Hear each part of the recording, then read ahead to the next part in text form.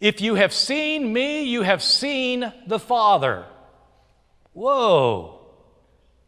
That's in the Gospel of John. Jesus repeatedly makes divine claims for himself. And here's a striking factoid. He never does so in Matthew, Mark, or Luke.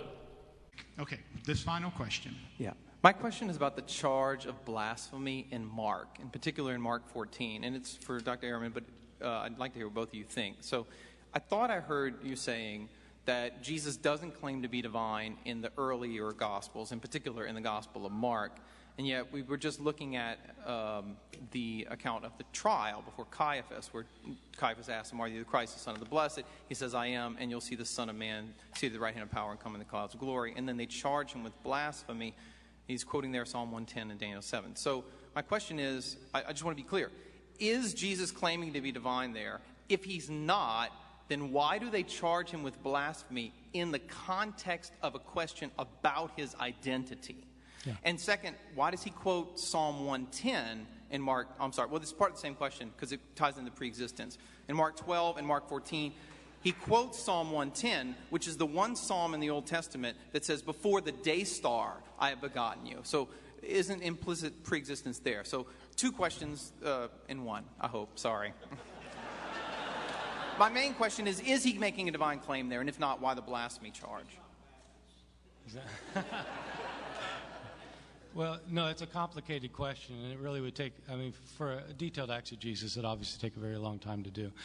I think it's one of the more confusing passages in the Gospel of Mark, because technically speaking, Jesus does not commit a blasphemy.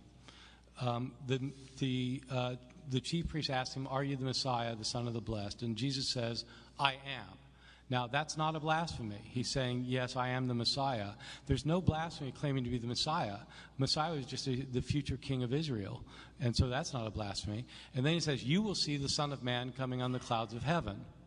So that's not a blasphemy. That's just referring to Daniel, that you're going to see what Daniel predicted in Daniel chapter 7, verses 13 and 14. But then they cry out, blasphemy. So what's the blasphemy? So there are a number of theories about this. One theory that I don't accept is that when Jesus says, "I am," he's claiming the divine name for himself.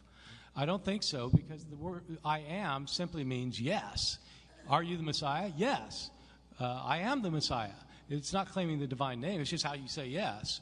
So then, if that's not the blasphemy, what is the blasphemy? I think you have to understand that for Mark himself, the author of this gospel, Jesus is the Son of Man.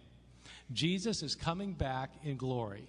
Jesus has been exalted to the right hand of God, and he's coming back as the judge of the earth. It's not that some anonymous Son of Man is coming. Jesus is coming.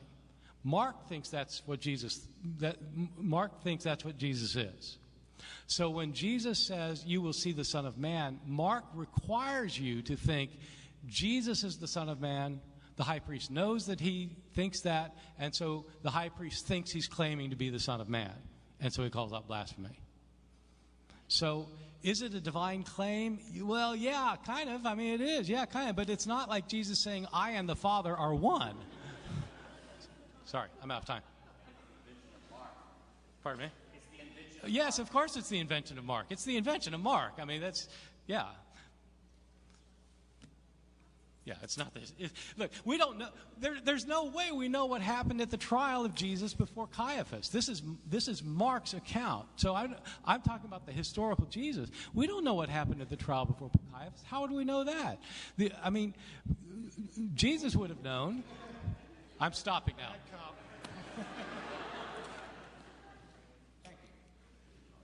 He never does so in Matthew, Mark, or Luke. So is it a divine claim? Well, yeah, kind of. It is. Yeah, kind of. But it's not like Jesus saying, "I and the Father are one." Sorry, I'm out of time.